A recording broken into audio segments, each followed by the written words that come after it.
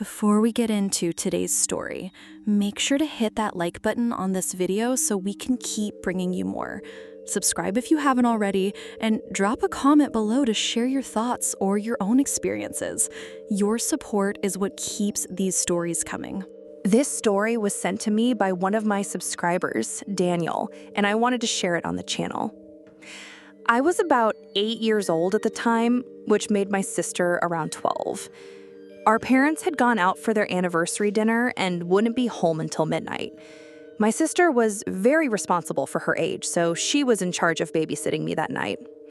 What I didn't know then, but learned years later, was that my parents had warned my sister about our grandmother. She was our dad's mom, and she struggled with manic depression. That night, she was furious with my dad for setting some boundary with her. My parents told my sister not to let her inside and not to even respond if she came by. Of course, they didn't tell me any of this. How could you explain something like that to an 8-year-old? A couple of hours into the evening, we heard a knock at the door. My sister immediately hushed me and pressed her finger to her lips. Then we heard a voice I recognized all too well. Our grandma. "Robbie, I know you're in there. Robbie, open the door." She was calling for my dad, but something about her voice felt wrong. It didn't sound like the sweet grandmother I knew. My sister quickly moved us into the hallway, out of sight of any windows. Grandma kept pounding on the front door, her voice growing angrier with every demand. Then just as suddenly, it went silent. For a moment, I thought it was over, until the sound of pounding echoed from a bedroom window. My grandma's voice turned into a guttural scream, full of rage, calling for my dad again and again. The way she sounded that night still chills me. She circled the house, slamming her fists against every window she could reach. If she hadn't been so old, I'm certain she would have broken her way inside. When she finally stopped, my sister and I sat frozen in the hallway, holding on to each other in terrified silence. I was shaking uncontrollably. This wasn't the first time my grandma had done cruel things to get back at our parents. She had once taken my sister to the mall, filled a cart with jewelry, and then walked away at the register, leaving my sister stuck with the bill. That was the kind of person she could be when she was angry. After another stretch of silence, her tone suddenly shifted. In the sweetest, gentlest voice, she began calling to us directly, offering us candy if we would open the door. The change was terrifying. Just minutes ago, she sounded like a demon, and now she sounded like a kind old grandmother again. Her words almost worked on me. I was young and wanted to believe her. I even started to move toward the door, but my sister grabbed me and held me back. Without her, I might have opened it. Eventually, everything went quiet again. After an hour of silence, my sister said it was safe to go to bed. My bedroom faced the backyard, which had a pool, a tall wall, and beyond that, an empty field with an old railroad track. I was used to hearing coyotes and foxes at night, so at first I tried to relax. But just as I was drifting off, a loud scratching began at my window. In the glow of the full moon, I could see a silhouette. It was my grandma. She stood there, clawing at the glass. Terrified, I did the only thing I could think of. I pulled the covers over my head and hid until the scratching stopped. She never touched any other windows that night, just mine. The next morning, my sister told our parents everything. I couldn't even stay in the room while it was being discussed. A few weeks later, our grandmother passed away from an E. coli infection. Looking back, I realize my sister saved me that night. As an 8-year-old, with no explanation of my grandma's mental state, it was the scariest night of my life. Thank you to Daniel for sending this chilling story. If you have a story, send it in and it might be featured next. This story was sent to me by one of my subscribers, Emily, and I wanted to share it on the channel. I worked at a library for a while when I was younger. It was a small local library in the city where I lived. Things usually weren't very busy. and most of the time there would only be one or two of us working. The library itself wasn't very large. One evening, I was working with another coworker until about 6 p.m.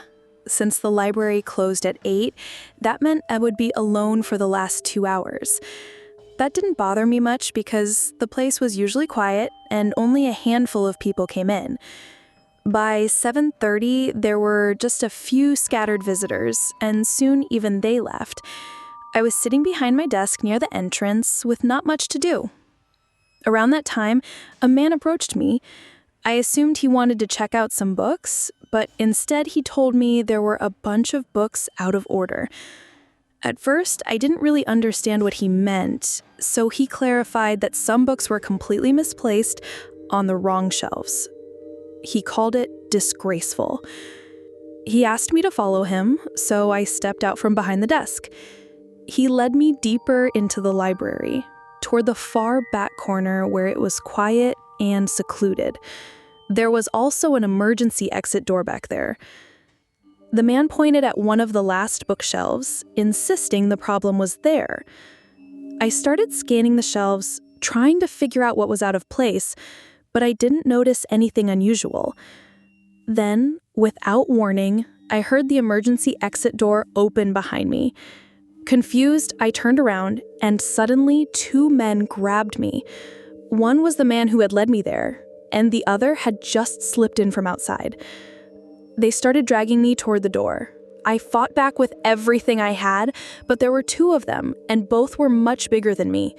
They didn't hit me, but their grip was iron strong. I tried to yell, but one of them quickly covered my mouth.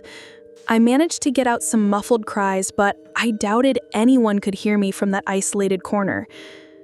The struggle went on for what felt like forever as they forced me closer to the door.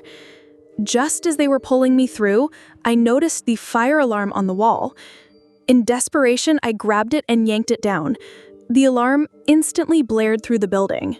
One of the men tried to shove the alarm back into place, and in that brief distraction, I managed to wriggle free and stagger a few feet away.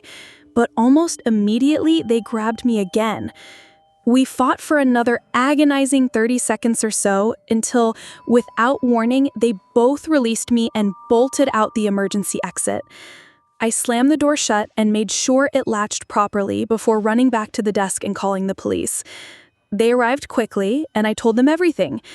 Unfortunately, the library only had a few security cameras, but I gave them all the footage we had. After that night, I continued to work at the library, but I never closed alone again. I never saw those men again, either.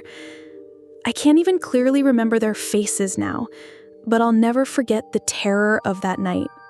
I just hope they were caught somewhere down the line and that I never cross paths with them again. Thank you to Emily for sending this terrifying story. If you have a story, send it in and it might be featured next. This story was sent to me by one of my subscribers, Jason, and I wanted to share it on the channel. Not too long ago, my dad and I were scouting a remote dirt road deep in the forest. It was far from any campgrounds or towns, and the only signs of people were a few makeshift campsites, just clearings on the forest floor a little ways off the road. Some of them looked rough. One even had broken bottles and condoms scattered around. Eventually, we found a decent spot.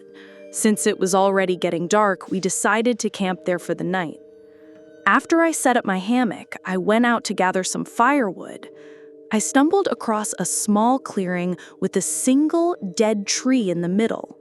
I started hacking off branches with my knife. That's when I heard footsteps in the woods.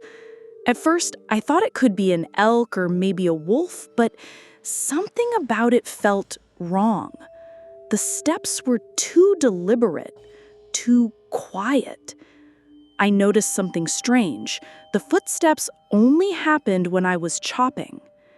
The moment I stopped, the sound stopped too. I stood there in silence, listening. Nothing.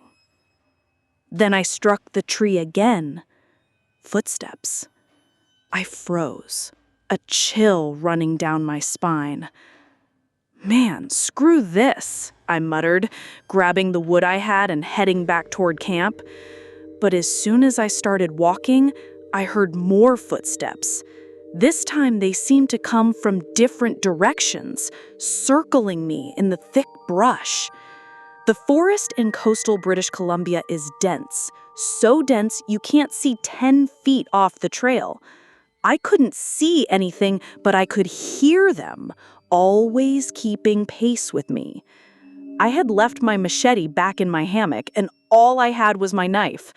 That 15-minute walk back to camp was the most unnerving I've had in years. Every step, every shadow, I was sure something was about to lunge out of the woods. That night, we couldn't just pack up and leave. We were too far from civilization. So I slept with my machete in one hand and my knife in the other, the fire burning low beside us. It was a restless night. I barely slept at all. At least we had enough firewood to cook a few bratwursts. But I never stopped thinking about those footsteps. We made it back safely the next day, but I never figured out what or who was following me in the dark woods. Thank you to Jason for sending this eerie story. If you have a story, send it in and it might be featured next. This story was sent to me by one of my subscribers, Sarah, and I wanted to share it on the channel. My family has a cabin in a remote area of the Rocky Mountains. Growing up, there was one particular hike we always did.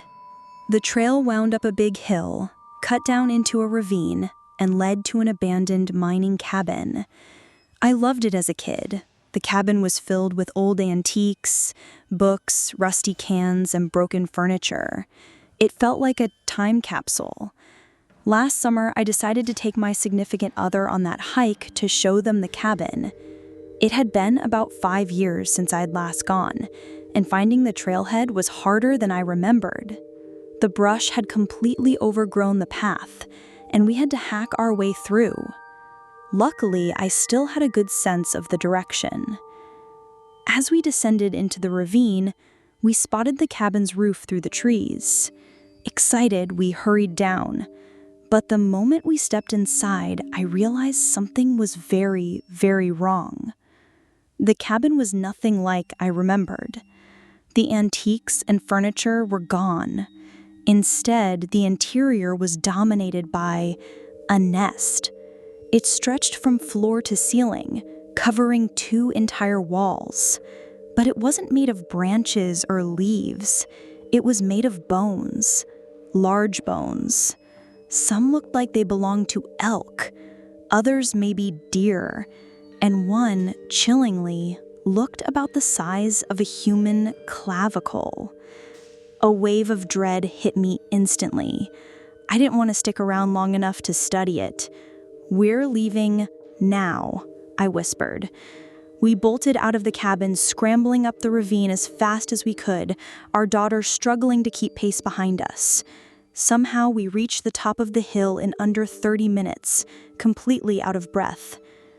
The area at the top was open and flat, giving us a clear view back down at the cabin below. I pulled out my satellite phone to try and get a signal from the higher elevation.